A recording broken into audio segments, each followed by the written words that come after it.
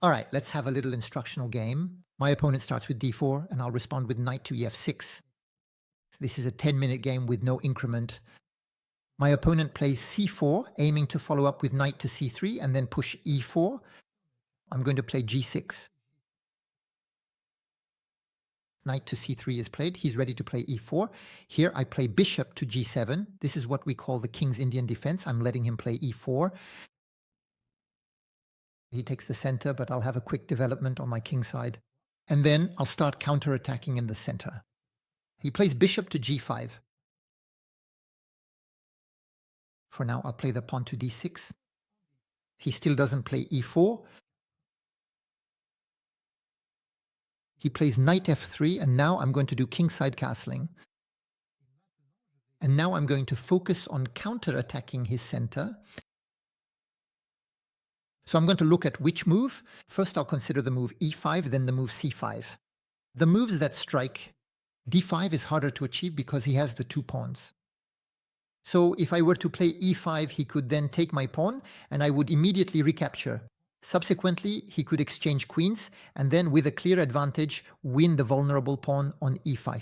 However, the game is not entirely over yet because I still have a strategic move. I can play my rook to e8 to launch a powerful counterattack against his knight, creating new complications and possibilities. And behind that, the pawn on e4 is vulnerable with the knight. And the rook is also attacking. So it might be a possibility. This move to e5. On the other hand, my knight would then be pinned. I'll play c6 first. I'll watch a bit to see what he plays. I'm coming to control the d5 square to prevent him after e5 from also playing moves like knight to d5. At some point, to attack my knight, that would be pinned. He plays bishop to d3, and now I'm still interested in e5. Pawn takes, he wins the pawn, that's true, but can he keep it? Rook e8. If the knight goes back to f3, my knight is still pinned, so I can't get revenge on e4. Here I'm going to play bishop g4. I'm going to pin his knight on f3 to weaken the defense of the d4 pawn, because since he put the bishop on d3, his queen no longer defends it. He takes on f6 very quickly, so I recapture, but now he's going to have problems on the dark squares. That's not possible, because his pawn is on d4. I've been trying to target it for a while now. Why? Because the pawns on e4 and c4 can't move back to defend it. So it's the only pawn that can't be defended by another pawn. And I pin the knight on f3 so that the knight can't defend d4. He gives me his dark squared bishop, so I take back and attack d4. So d4 is very vulnerable, and he pushes it forward. But look, it's brutal. This position for him, because my dark squared bishop is now shining along the long dark diagonal. So he just played d5. I can counter push with c5, but I'm not worried if he takes. I can simply recapture with the pawn. Here I'm going to look at knight d7. My knight can come to e5, attacking his knight, which is pinned. It can also go to c5. He plays h3, and here I'm not going to hesitate to give the bishop of white square. Why? The material balance seems identical. We each have a queen, two rooks, a bishop, and a knight. But in reality, it's a situation with bishops of opposite colors. And with opposite colored bishops, you have to look at which bishop is playing better. Now, my dark square's bishop is shining along the long dark diagonal. It has no obstacles to create pressure. Whereas my opponent's light square's bishop is blocked by the pawns on e4 and c4. And even if those pawns didn't exist, in reality, the bishop would be attacking. Attacking what? If the pawn on e4 were not there, it would be attacking the pawn on g6, which is very well defended. So I have more chances to play on the dark squares than he does to play on the light squares. And even here, I'm going to play bishop takes c3 check. You might be wondering, but why am I getting rid of my dark squared bishop? I'm going to weaken his pawn structure and create an imbalance of knight against bad bishop, because his bishop is bad and he'll have a hard time playing. And I always have to look to play on the dark squares since he has an extra piece to play on the dark squares. His light squared bishop, I can't do anything about it. And so I'm going to play queen to a5. I'm attacking his c3 with check if he doesn't to castle. And my knight can look for the squares. f5, the c5 squares. You see how on the dark squares I can find play, whereas he, with his bishop of white squares, can't find any. So here I'm going to play a queens and knights tandem to play on the dark squares. He plays king to d2 to come and defend, but now even the king's shelter is bad. So I can look at moves like queen to a3 to try to get into b2, but that's easy for him to defend the b2 square. Otherwise, what should I look at? Maybe captures on d5 to open the c file. Or maybe start by putting a rook on the c file. Otherwise, I have knight c5 followed by knight a4 to attack c3 as well. But the key is the rooks. The rooks need to get active. Which rook I am going to put, I don't really know. I'm going to put the rook a8 on c8. So my idea is the capture. He won't be able to recapture with the pawn, otherwise I attack c3. On the capture, he'll have to recapture with the e4 pawn on d5. And keep the weakness of the doubled pawns. He plays h4, he wants to play h5 and attack on my side. It's interesting though. But I take on d5, I'll get there before him. He'll recapture with the e4 pawn to free the bishop. He'll try to play h5, try to find some play that way.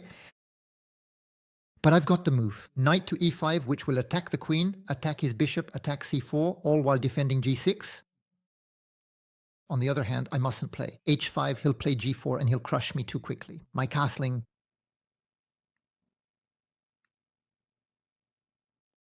Now I'm looking at the move, b5 as well. If he takes, there's always this presence, c3, but on b5 he's not going to take. And if I take on c4 afterwards, in the end he'll move his bishop and that'll block my play on the file.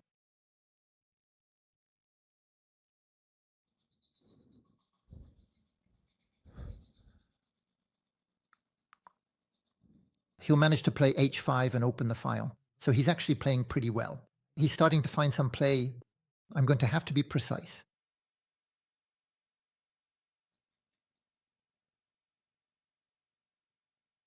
Well, maybe I'll play e5. He moves his queen and takes the pawn on c4. That allows me to win a pawn and attack his king. And after bishop takes, rook takes back, and I still have good pressure on c3, with the rooks that can double up. So maybe I'll accept, in the end, to trade my knight for his bishop, but it's to win a pawn and open the file and manage to attack. c3. He plays queen to e4 to defend. And now I'm looking at queen to c5. It attacks a third time and also puts pressure. f2. All right, I'll play queen to c5. So I'm threatening knight takes c4 check, but also queen takes f2. If I play f4, I don't know, do I go for knight takes c4 check or do I go to f2? Maybe I'll win anyway, the pawn. Because winning the pawn on c4, even if it trades pieces, it opens things up. Afterwards, to attack the backward pawn, c3.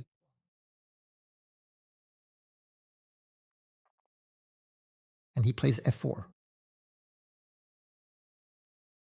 Anyway, if I go to f2, he's able to come to a2. But I could take on f4. Queen f2 check, that's not so bad after all.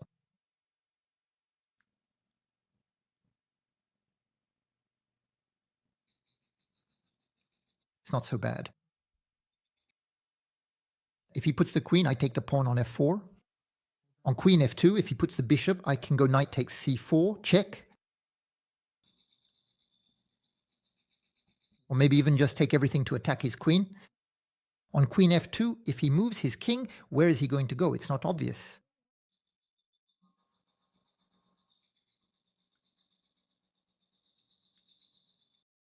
Especially since after, if I don't play in 3d1, my knight can come. In g4, threatening knight e3. All right, I'll keep the queens. I'll play queen f2 here. I'm keeping the queens, exchanging pieces in the end to win a pawn and have a favorable endgame with an extra pawn. But here, I'm going to keep the queens to play against his king because he has a weak king and the queen and knights tandem. It's a very collaborative tandem when attacking a king because with the queen and knights together, you have all the moves in chess at your disposal. And you can threaten several different checkmate, but also fork. The knight brings this complementarity with lots of knight fork, so it's very hard for him to defend his king here. So he plays queen e2, but now queen takes f4, which lets me win a pawn, and I could win a second one. This time going into the endgame is much more favorable, with 2 extra pawns instead of just 1. He plays king to c2.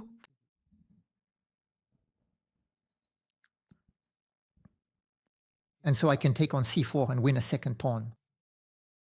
Note that if I play an in-between move like rook f1, there will be knight e3, which makes the fork. King, rook. On knight takes, bishop takes, queen takes. He can't get back at me on e7 because I would take on c3. He'll have to exchange. On c4, right, knight takes c4. Now, in my opinion, he's going to fall into the trap. He's going to put a rook on f1.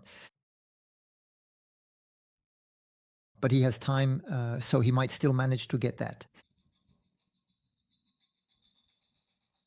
So now I have 2 extra pawns. Whenever I can exchange, I do it. I don't make things complicated for myself. The endgame will be very favorable. With all these extra pawns, we could even promote 2 new queens. And there you go. He just played rook f1, so he fell into the trap. Knight to e3, check. And now I'm going to win the exchange. And keep attacking his king, by the way. He moves to b3. Should I take his rook right away, or is there an interesting intermediate move? I don't see how to attack his king here, so I'll take his rook. Now I can win. The pawn on h4. But I'm checking if I still don't have a move against his king. I don't see one. I win the h4 pawn, which protects e7. I hope he notices that my queen is protecting e7 and doesn't just go for the e7 pawn. No, it's fine. He saw it. He plays a4. So I'll play here. Rook c7. I'm going to prepare to double the rooks to attack c3. He plays c4. All right. And I don't have much time left on the clock. And it's true, I had forgotten, but this is a position played without increment. That's why he's not resigning. And he's going to try to flag me as much as possible. So all of a sudden, I'm going to have to start playing very, very quickly. I play L5 for the b4 square. I enter on b4. I take the a4 pawn. Then I play queen b4, check with my queen.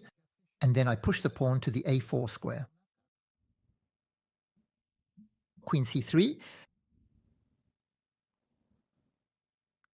He offers a queen's exchange. I accept. I'm going to play this endgame very quickly. He leaves me the bishop. I take it. I take with check. I want to open the file for him. I'm going to open the file. A check. I'm going to win his rook here. But I can give check and even win the other rook by doing it this way. That will allow me to try to win a bit faster. I'm going to bring my king up. I bring my king up. There we go. I cut him off here. I'm going to try to give him a back rank mate. I can't do it yet, but soon. Check. I protect, and if he moves his king now, I have both checkmates. And there you go.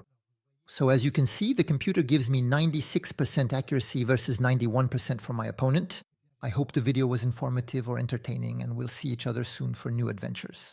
Don't forget to leave me likes, comments, share the video, or support the channel. Goodbye, everyone.